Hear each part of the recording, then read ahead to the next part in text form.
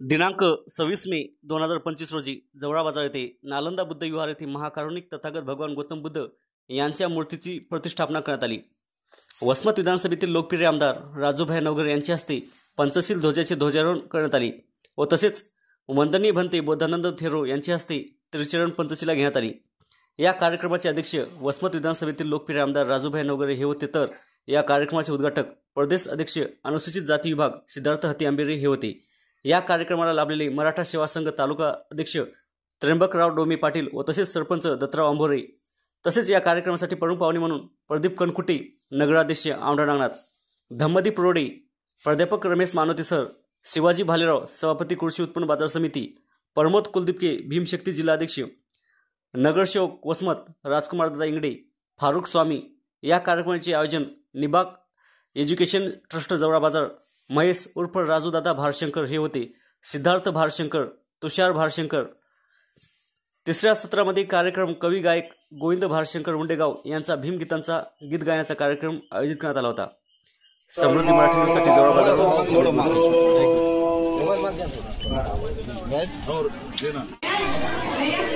मूर्ती प्रतिष्ठापनेच्या कार्यक्रमाला सुरुवात होणार तेव्हा नालंदा बुद्ध विहार या ठिकाणी यावं।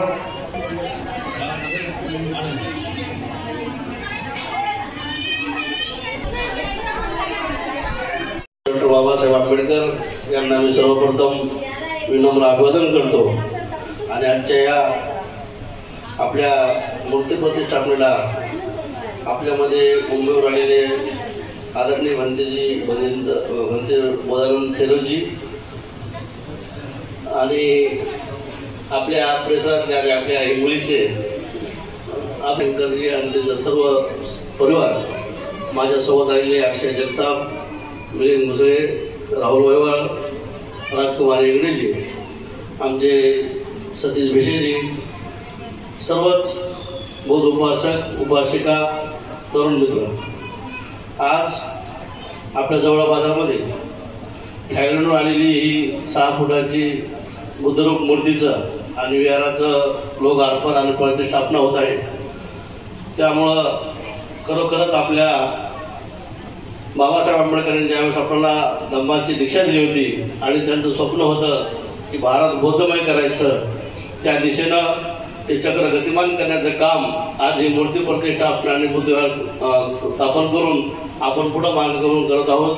ही आपल्यासाठी सर्वांसाठी, बौद्ध उपासक उपासिकासाठी आनंदाची बाब आहे।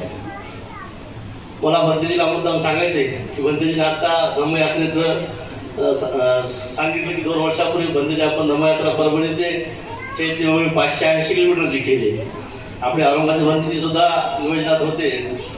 मला ज्यावेळेस थायलंडचे भंतेजी गगनमणिक असतील, नटकीट असतील, त्यांच्यासोबत माझी थायलंडमध्ये भेट झाली आणि मला धम्म कार्यामध्ये सर्वात ज्या अगोदर जर मार्गदर्शन केलं असतं तर आमचे पूर्णजीवमुक्त महादेवराव भंतेजी, मी पूर्णला जायचं, त्यांनी सांगितलं की मला तुम्ही एकदा बाहेर देशामध्ये जाऊन या आणि आपला धम्म तुम्हाला दिसेल।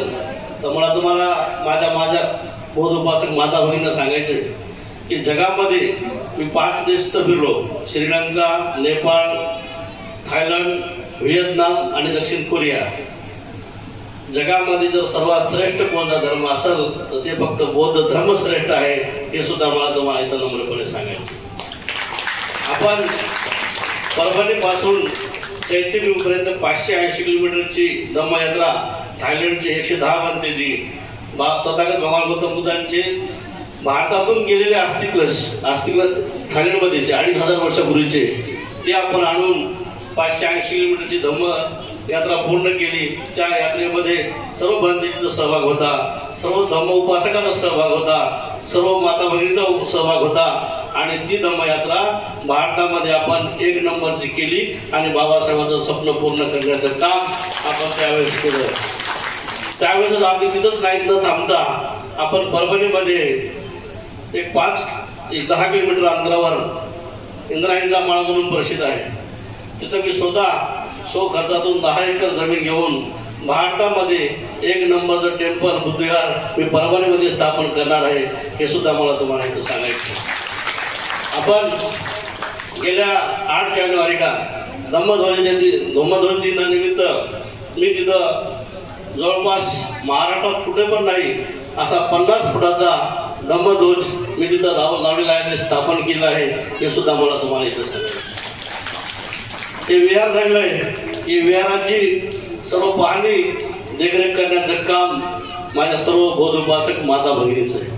आज आपण एवढं सुंदर विहार केलेलं आहे, पण याचं जोपासना सुद्धा आपण पाहिजे, याची स्वच्छता सुद्धा राहिली पाहिजे, याचं पावित्र्य सुद्धा आपण राखलं पाहिजे. येणाऱ्या काळामध्ये खूप घाईमध्ये कार्यक्रम झाला. आपण जवळा बाजारमध्ये अनेक उपक्रम धम्माचे सर्व असतील, आंबेडकर चळवळीचे असतील, पण येणाऱ्या काळामध्ये आपल्याला सर्वजण मिळून एक चांगली आंतरराष्ट्रीय बौद्ध धम्म परिषद आपण पुढच्या वर्षी सुरू करूया. हे सुद्धा मला इथं भाषणकर परिवाराने मुद्दाम सांगायचं. आपण मुंबईहून भरती झालेत, औरंगाबादहून भरती झालेत, खालीडून येतील, त्या भरतीच्या मार्गदर्शनात आपण चांगलं धम्माचं काम या हिंगोली जिल्ह्यामध्ये आणि जवळा बाजारापासून सुरू करूया. मी जास्त वेळ घेणार नाही.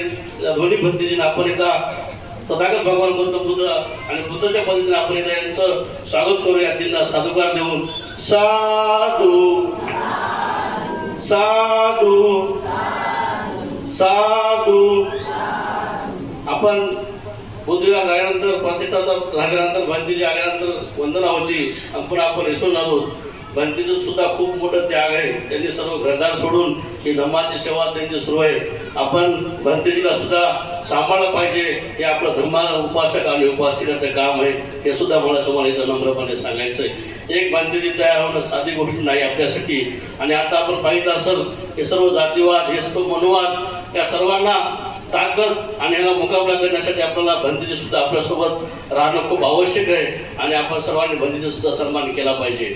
येणाऱ्या काळामध्ये भंतीजी आपण परभणी हिंगोलीमध्ये बौद्धगयाच्या सुधी सुद्धा एक मोठं आंदोलन आम्ही इथं उभं करणार आहे. त्यावेळेस सुद्धा आम्ही तुम्हाला नक्कीच बोलू. मला भानशंकर परिवाराने इथं बोलवलं मूर्ती प्रतिष्ठापनेला, त्याबद्दल मी त्यांचं खूप खूप आभार व्यक्त करतो आणि इथं थांबतो.